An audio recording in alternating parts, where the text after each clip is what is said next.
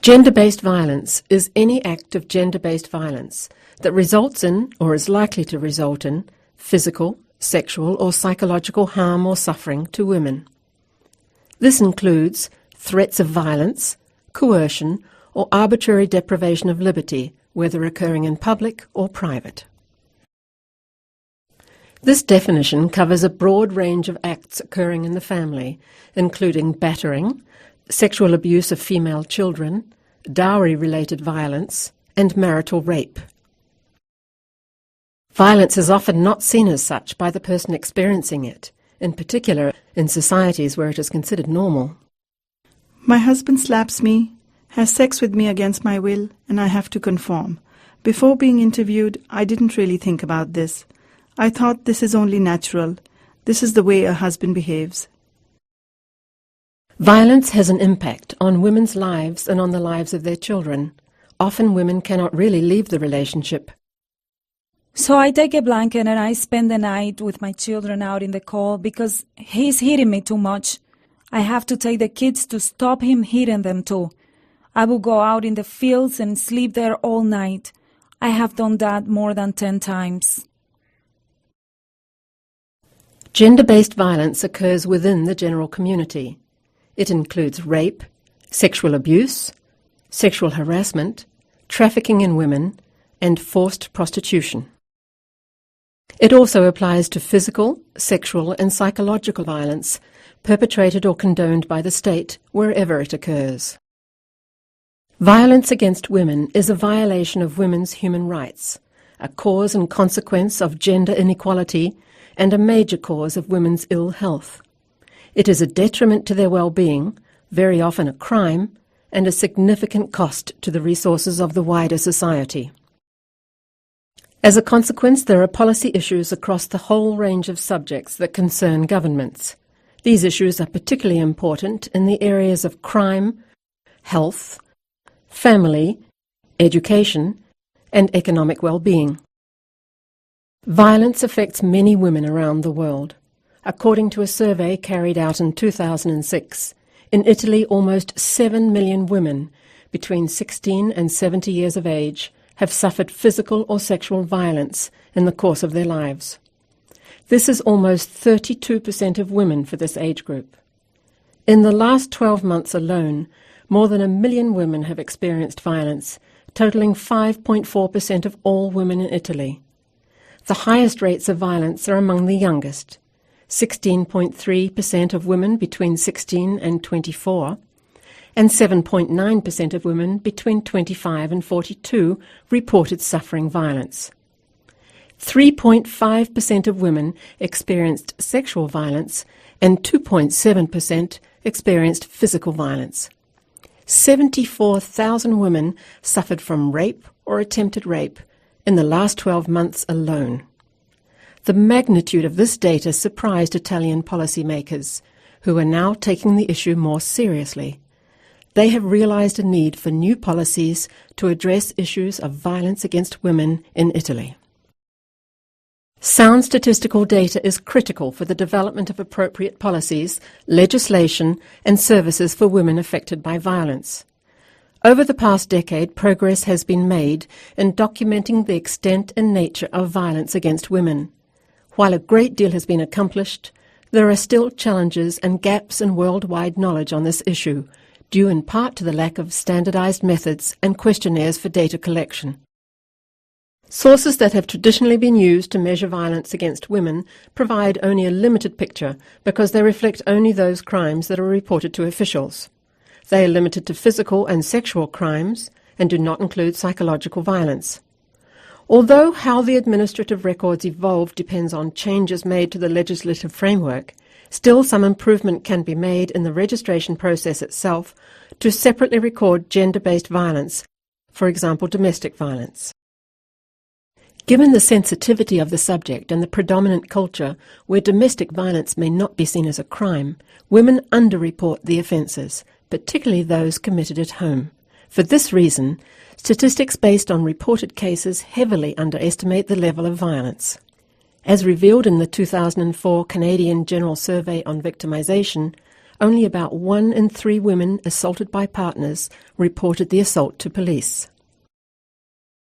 Besides not reporting to official agencies, women also often cannot even find support in their own direct support network because of the attitude of blame. If I protest, I'll be marked in the society, and then my daughter wouldn't be able to get married. If I voice my protest, the community will blame me for not bearing it in silence. This helplessness is a torture in itself.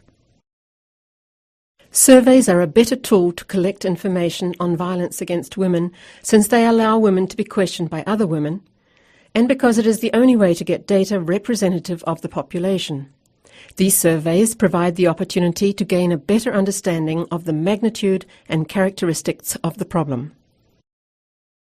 The involvement of the national statistical systems in violence against women surveys can be seen as an indication of a political will to measure the magnitude and the different forms of violence against women in a particular country. The involvement is strongly linked with the willingness to put violence against women on the government's national agenda.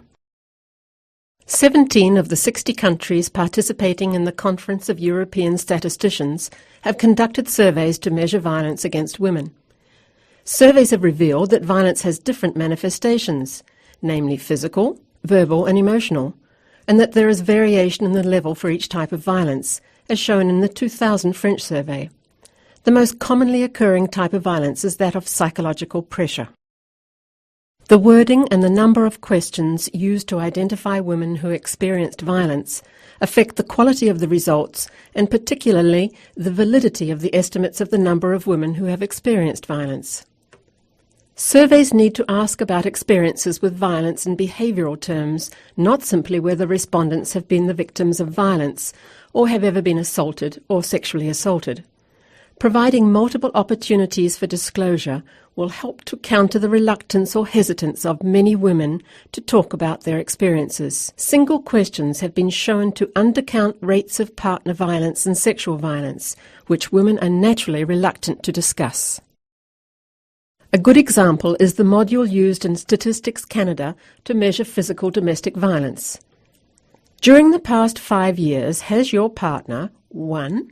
Threatened you with his or her fist or anything else that could hurt you? 2. Thrown anything at you that could have hurt you? 3.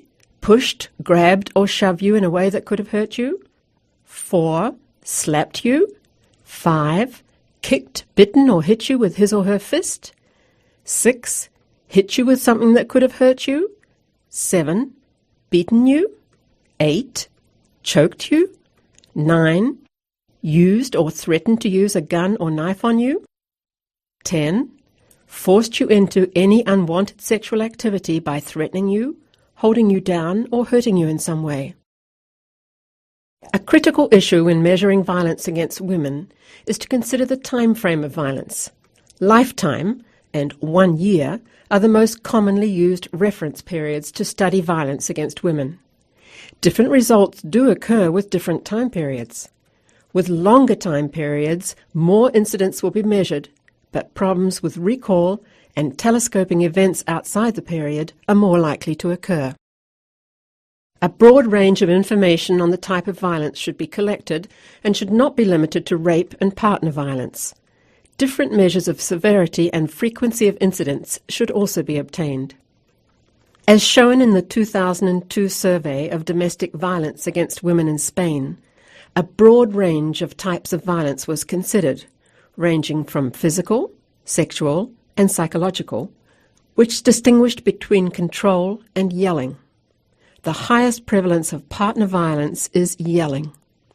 Less attention has been given to other forms of violence, such as economic violence, stalking, dowry-related violence, crimes committed in the name of honour, violence in armed conflict settings, or trafficking of women for sexual exploitation. Because these forms of violence occur less frequently or in specific populations, they are difficult to study using population-based methods and are thus best addressed through other methods. The relationship between victim and perpetrator is key to classifying the type of violence. The majority of surveys measure intimate partner violence, which is defined as violence perpetrated by current and former spouses, cohabiting partners, dates and boyfriends. Many surveys have the objective to identify all perpetrators, including those who are not intimate partners.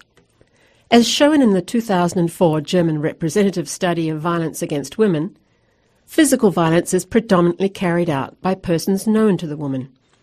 Approximately half of the women victimized since the age of 16 named their attackers as their male partners or ex-partners. Friends and family members are also frequently mentioned perpetrators. The impact of the violence on the victim is important to measure. Many studies include measures of severity determined either by actual injuries or by declassifying the acts according to their risk of injury. The 2004 Canadian General Social Survey provides an example of how impacts can be measured. The majority of women who have experienced violence are physically injured, but the emotional and psychological impacts of violence can be even more devastating and long-lasting than physical injury. The findings for Canada are shown in the table. There is also ample evidence that violence has long-term health consequences. I suffered a long time and swallowed my pain. That is why I'm constantly visiting doctors and using medicines. No one should have to do this. Violence increases the risk for suicidal thoughts and attempts. I don't feel well and I just cry. There are times that I want to be dead. I even thought of killing myself or poisoning myself and my kids, because I think if I have suffered that much, how much would my kids suffer if I am no longer there? When implementing surveys to measure violence against women, special attention needs to be taken to preserve the privacy and safety of respondents and interviewers. This has a large impact on avoiding non-responses, but it is also an important ethical issue. It is necessary to speak with women when they are alone or in a safe situation and to ensure their privacy. There is evidence that interviewers' characteristics and training contribute to data quality, ease disclosure of respondents' experience of violence, and improve confidentiality of the information and safety of the respondent. Experience with interviews on violence against women has shown that despite the sensitivity of the topic, it is possible for interviewers to collect reliable and valid information provided they are sensitive to the issue and have received appropriate training. Interviewers have an ethical responsibility not to endanger a woman whose violent partner may learn of the nature of the interview. Through training and experience, interviewers will be better skilled to ensure the necessary privacy to continue with questions about violence freely and safely.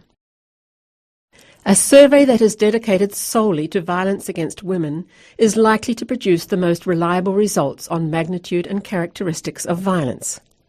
On the other hand, it is cheaper to append a module on violence against women to a survey that is already established. If ad hoc modules are appended to ongoing surveys, then careful consideration needs to be given to the following issues. A full instrument, and not only a limited number of questions, has to be added to the ongoing survey. The safety of women should not be compromised. The ongoing survey should deal with similar topics, such as health or victimization.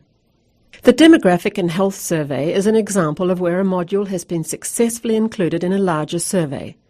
This survey is implemented in many countries around the world.